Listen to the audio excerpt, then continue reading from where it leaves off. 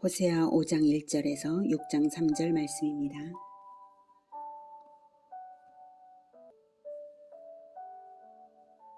5장. 제사장들아 이를 들으라. 이스라엘 족속들아 깨달으라. 왕족들아 귀를 기울이라. 너희에게 심판이 있나니 너희가 미스바에 대하여 울무가 되며 다볼 위에 친 그물이 됨이라. 패역자가 살육죄에 깊이 빠졌음에 내가 그들을 다 벌하노라. 에브라임은 내가 알고 이스라엘은 내게 숨기지 못하나니 에브라임아 이제 내가 음행하였고 이스라엘이 더러워졌느니라. 그들의 행위가 그들로 자기 하나님에게 돌아가지 못하게 하나니 이는 음란한 마음이 그 속에 있어 여호와를 알지 못하는 까닭이라. 사랑하는 형제 여러분, 1월 24일 화요일 저녁 묵상에 오신 것을 환영합니다. 4장에서 시작된 호세아의 설교가 본장 4절까지 이어지고 있습니다.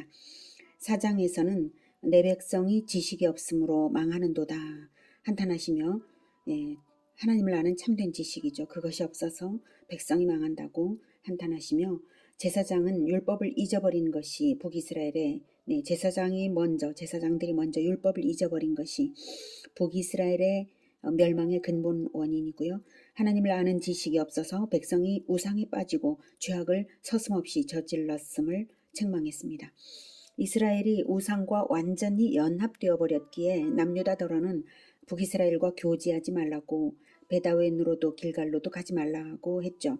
그리고 나서 참 지식이 없는 북이스라엘에게 심판을 선언합니다. 1절 제사장들아 이를 들으라. 이스라엘 족속들아 깨달으라. 왕족들아 귀를 기울이라. 너희에게 심판이 있나니 너희가 미스바에 대하여 올무가 되며 다볼 위에 친 그물이 됨이라. 패역자가 살육죄에 깊이 빠졌음에 내가 그들을 벌하노라. 제사장들, 이스라엘 족속들, 즉 부모 세대들이겠죠. 왕족들, 그들이 오히려 올무가 되고 그물이 되는, 그물과 같은 자, 올무 같은 자들이 되는 것입니다. 그렇게 해서 백성들을 패역하게 만든다는 것이죠. 패역자가 살육죄에 깊이 빠졌다는 것은 폭력 범죄가 만연했다는 것인데요. 그래서 벌하실 수밖에 없고, 그렇게 만든 것은 바로 1절의 제사장들, 이스라엘 족속들, 왕족들이라는 것입니다. 상류층의 종교적 타락에 의해서 일반 백성의 패역으로 나타났고, 부모 세대가 자녀 세대를 살육죄에 깊이 빠지게 만든 것입니다. 부모 세대와 지도층이 미스바와 다볼에서 우상숭배 자리를 마련했으므로 자녀 세대와 백성들은 어리석은 짐승이 올무에 걸리듯이, 새가 그물에 걸리듯이 우상숭배에 빠져들었고, 그로 말미암아서 하나님께서 이제는 더 이상 참아줄 수 없고 벌하신다는 것입니다. 한편 미스바는 길르앗 라못을 말합니다. 사무엘이 금식을 선포했던 미스바가 아니라 일찍이 창세기에 라반과 야곱이 언약을 세운 미스바, 길르앗 라못입니다. 미스바와 다볼은 북이스라엘에서 길갈 베다웬과 함께 대표적인 우상 숭배지였습니다. 그래서 그렇게 말을 하는 것이고요. 3, 4절 에브라임은 내가 알고 이스라엘은 내게 숨기지 못하나니 에브라임아 이제 내가 음행하였고 이스라엘이 더러워졌느니라. 그들의 행위가 그들로 자기 하나님에게 돌아가지 못하게 하나니 이는 음란한 마음이 그 속에 있어 여호와를 알지 못하는 까닭이라. 에브라임은 북이스라엘의 대표 지파로서 북이스라엘을 뜻하고요.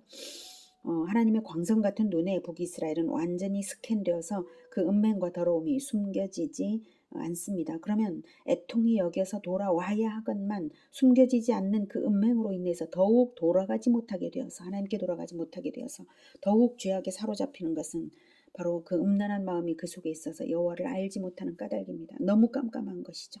얼마나 깊은 어둠인지 돌아올 길을 못 찾는 정도의 심각한 어둠입니다. 5절 이스라엘의 교만이 그 얼굴에 드러났나니 그 죄악으로 말미암아 이스라엘과 에브라임이 넘어지고 유다도 그들과 함께 넘어지리라. 그들이 양떼와 소떼를 끌고 여호와를 찾으러 갈지라도 만나지 못할 것은 이미 그들에게서 떠나셨음이라. 그들이 여호와께 정조를 지키지 아니하고 사생아를 낳았으니 그러므로 세 달이 그들과 그 기업을 함께 삼키리로다. 4절까지에서는 북이스라엘에게 책망하면서 남유다는 참 지식 없는 북이스라엘과 어울리지 말라 라고 이제 한 것이죠. 4장과 이제 본장 4절까지는 그렇게 한 건데 5절부터는 단계가 달라져 있습니다. 5절부터는 남유다까지 전체 이스라엘을 향해 설교하고 있습니다. 북이스라엘이 하나님의 말씀을 듣지 않고 오히려 교만하여서 죄를 당당하게 짓자 이제는 남유다도 그들과 함께 유다도 그들과 함께 넘어지리라고 합니다. 이 예언대로 북이스라엘이 먼저 멸망하고 남유다도 100년 후에 이어서 멸망합니다. 북이스라엘의 멸망을 보고도 남유다는 정신을 못 차린 그런 남유다입니다. 그들이 양떼와 소떼를 끌고 즉 재물을 아무리 풍부하게 몰고 갈지라도 여호와께서는 이미 진실성 없는 그들에게서는 이미 떠나셨습니다. 진실성이 있어서 여호와를 만나고자 하는 것이면 자녀 세대를 바르게 낳았을 일입니다. 그러나 그들의 자녀 세대는 이미 사생자 즉 씨가 다른 세대가 되고 말았습니다. 하나님 앞에 사생자란 하나님의 말씀을 생명 씨앗으로 해서 태어난 세대가 아니라 전혀 다른 세계관을 가진 세대라는 뜻입니다. 그러므로 개념 자체가 다른 세대입니다. 똑같은 언어를 사용하고 있어도요. 개념 자체가 달라요. 사생자는. 씨가 다르니까. 사고방식이 완전히 다른 것입니다. 7절 그들이 여호와께 정조를 지키지 아니하고 사생아를 낳았으니 그러므로 세 달이 그들과 그 기업을 함께 삼키리로다. 이때 세 달은 월삭에 올리는 절기를 말하는데요. 여기서는 유대인의 축제 절기를 대표하는 의미로 쓰여서 유대인들이 그런 축제를 즐기되 여호와를 위한 절기가 아니라 사생자와도 같이 틀려버린 세대가 연출하는 틀려버린 월삭이 되었으므로 그런 가증스러운 절기 축제가 오히려 저주가 되어서 그들과 그 기업을 함께 삼키는 원인이 된다는 것입니다. 월삭이 오히려 그들과 그들의 기업을 함께 삼킨다는 것입니다. 개념이 뒤바뀌어버린 세대는 고쳐지기가 어려운 것입니다. 언어 소통이 안 되기 때문에 가르쳐도 모르고요. 피상적인 종교 행위만을 육신적 차원에서 즐길 뿐입니다. 그러니 그 종교 행위가 오히려 하나님을 모독하는 것이 되는 것입니다. 8절 너희가 기브아에서 뿔나팔을 불며 라마에서 나팔을 불며 베다웬에서 외치기를 베냐민아 내 뒤를 쫓는다 할지어다. 뿔나팔을 불라는 것은 전쟁이 일어났다고 빨리 알리라는 그런 말인데요. 베냐민 지파를 향하여 알리기 위해서 기브아 라마 베다웬에서 불라라는 것입니다. 이것은 이미 북이스라엘은 점령이 되고 말았기에 북쪽에서부터 침입한 적군들은 대체로 북쪽에서 옵니다. 북쪽에서 침입한 적군에 의해 남쪽에 있는 지파인 베냐민에게 전쟁을 알리라는 상황 묘사입니다. 베냐민 지파 남쪽 경계선에는 예루살렘이 있기 때문에 예루살렘을 사수하라는 시급한 경보로서 뿔나팔을 불라는 것입니다. 그 정도로 시급하게 남유다라도 지켜내야 할 정도의 멸망이 닥친 것을 묘사한 것입니다. 9절부터는 그 심판의 양상입니다. 벌하는 날에 에브라임이 황폐할 것이라 내가 이스라엘 지파 중에서 반드시 있을 일을 보였노라. 벌하는 날에는 회개할 기회를 갖지 못한 채 황폐함 즉 완전한 멸망만 있을 것입니다. 그것은 이미 경고하기를 분명하고 확실하게 했던 것처럼 그 멸망은 확실하고 취소되지 않을 것입니다. 10절 유다 지도자들은 경계표를 옮기는 자 같으니 내가 나의 진노를 그들에게 물같이 부으리라. 이스라엘에서는 경계표 즉 선조에게서 상속받은 기업인 땅에 그 경계표를 옮기는 것은 하나님께서 금지하신 일입니다. 경계표를 옮긴다는 것은 땅의 소유자를 바꾼다는 의미죠. 천국의 땅은 영원한 소유로 철저한 보장이 되어서 결코 매매될 수 없는 것처럼 이스라엘의 상속 토지는 지파별, 족속별, 가문별로 정해져 있어서 경계표를 옮기는 것은 금지되어 있고요. 설령 가난 때문에 땅을 사고 파는 일이 불가피할 때에도 희년까지의 경작권만 거래하고 희년이 되면 무조건적인 환원이 됩니다. 그것이 율법에 명령되어 있습니다. 그래서 경계표 이동은 철저히 금지되어 있는데요. 그런데 경계표 이동을 일반인도 아닌 유다의 지도자들이 한다면 이것은 심각한 일이죠. 지도자들에 의해 경계표가 옮겨지는 일은 국가 권력에 의해서 옮겨진다는 뜻 아닙니까? 결국 국가 권력으로 말뚝을 박아서 희년까지도 무색하게 만들어버려서 땅을 잃은 자는 노예가 될 수밖에 없으므로 동족 간의 착취가 있고 결국 이스라엘은 이스라엘이 아니게 되는 것이죠. 경계표를 바꾸는 일은 나라의 정체성을 바꾸는 일이 되고 마는 것입니다. 그러므로 하나님께서 그 지도자들에게 진노를 그들에게 물같이 부으리라고 하십니다. 경계표를 옮긴다는 의미는 율법을 고친다는 의미와도 같은 것입니다. 그러니 하나님의 율법을 고치는 지도자들은 노아의 홍수와 같은 그러한 심판, 그 정도로 물같이 부으리라고 하나님께는 반역도당입니다. 그런 자들은. 그래서 그렇게 진노를 부으리라 라고 하십니다. 11절. 에브라임은 사람의 명령 뒤따르기를 좋아하므로 학대를 받고 재판의 압제를 받는도다. 그러므로 내가 에브라임에게는 좀 같으며 유다 족속에게는 썩이는 것 같도다. 에브라임 즉 북이스라엘은 하나님보다 우상을 섬기고 하나님보다 이방의 명령 따르기를 좋아하므로 이방에게 학대를 당하도록 하나님의 재판이 있는 것입니다. 행한 대로 갚아주시는 것이죠.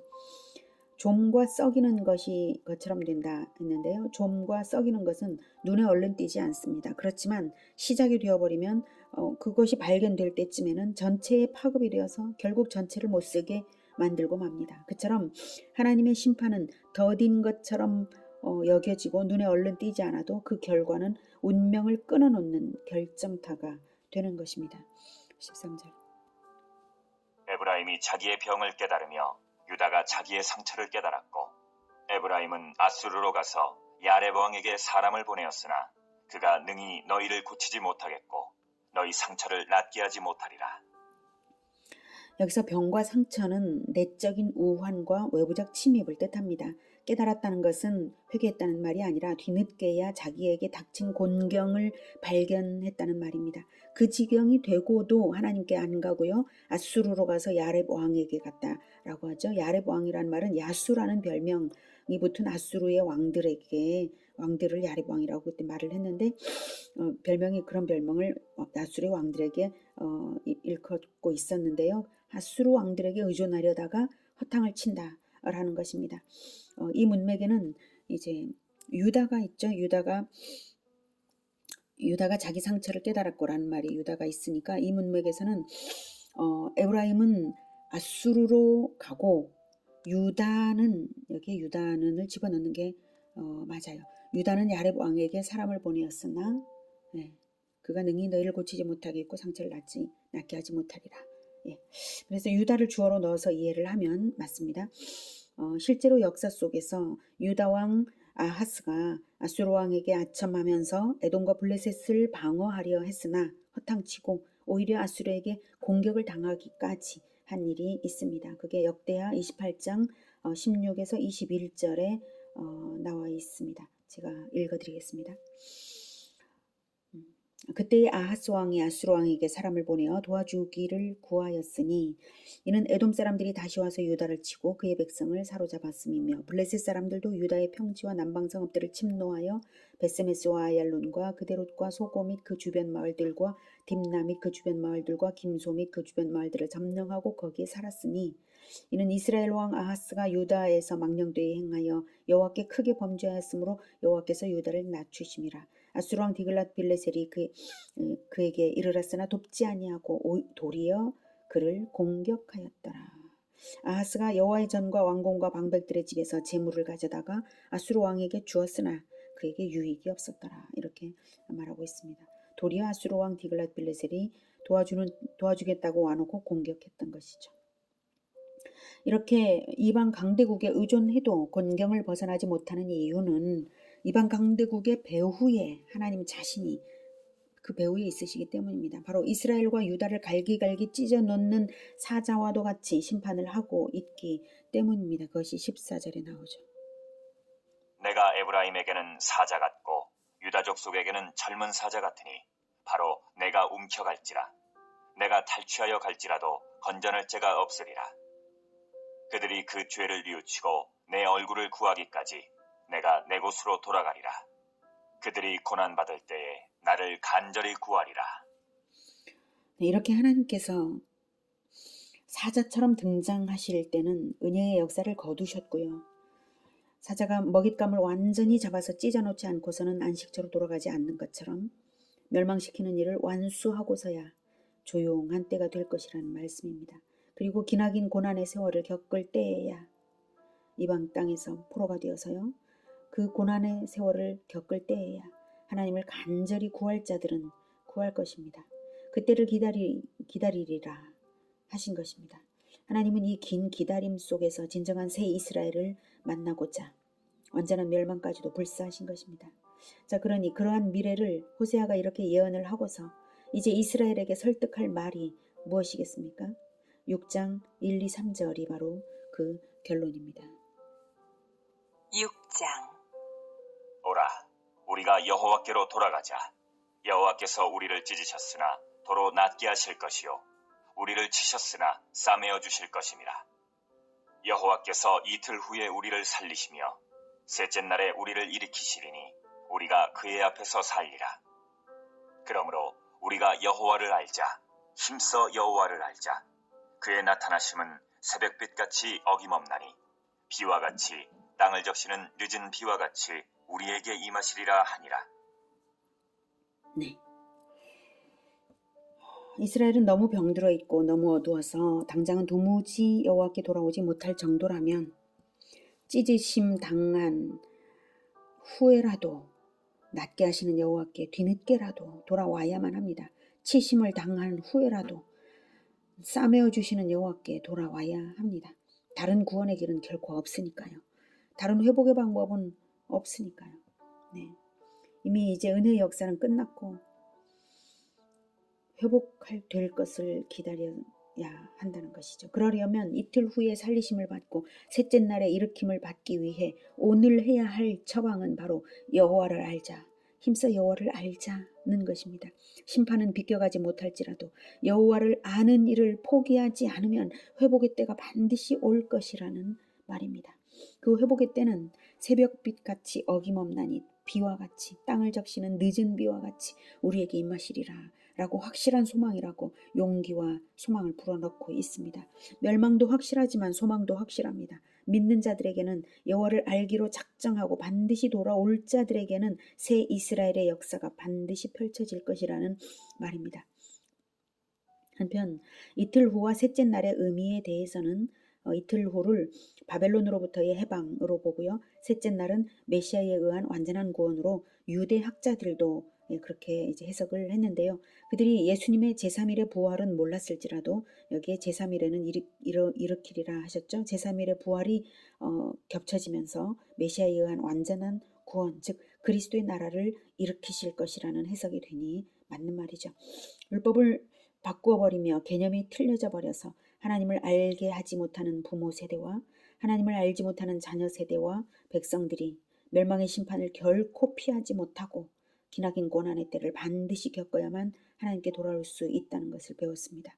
그것도 힘써 여호와를 알자고 결단하여 실행하는 자들만이 돌아오는 것이지 다른 것이 아닙니다.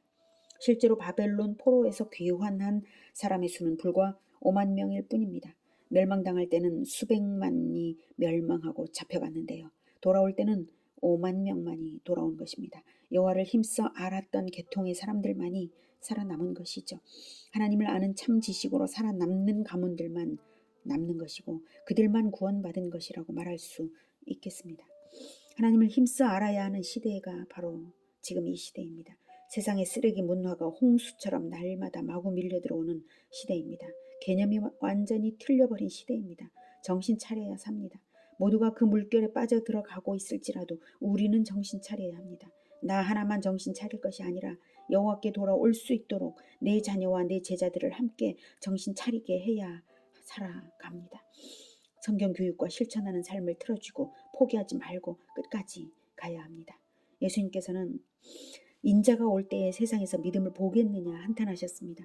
말씀하신 것을 그렇게 말씀하신 것을 두려운 마음으로 기억하면서 우리 주 예수님 오시는 날에 믿음으로 반드시 살아남는 그러한 계보가 되도록 개혁의 길 걷는 우리 모두가 되기를 기원합니다. 기도하겠습니다. 하나님, 개념이 틀려버린 이 시대이고 하나님의 말씀을 뒤바꾸어 버린 그런 것들을 많이 봅니다. 하나님, 우리를 불쌍히 여겨 주시옵소서. 우리는 오직 우리 주 하나님을 알기 위하여 힘쓰겠습니다. 주님 도와주시옵소서. 그리고 우리 주 예수님을 본받아 실천하는 그 일에 힘쓰겠습니다. 주님 도와주시옵소서. 우리와 우리의 자녀 세대가 계속해서 하나님을 알 수 있도록, 이것이 끊어지지 않도록, 하나님을 아는 참 지식이 결코 끊어지지 않도록, 그리고 실천으로서 끝까지 알도록 주여 도와주시옵소서. 오직 성령께서 우리의 발걸음 인도하시고 우리에게 깨달음을 주시고 살아있게 하여 주시옵소서. 예수님의 이름으로 기도드립니다. 아멘. 이어지는 시간은 개인 기도 시간입니다.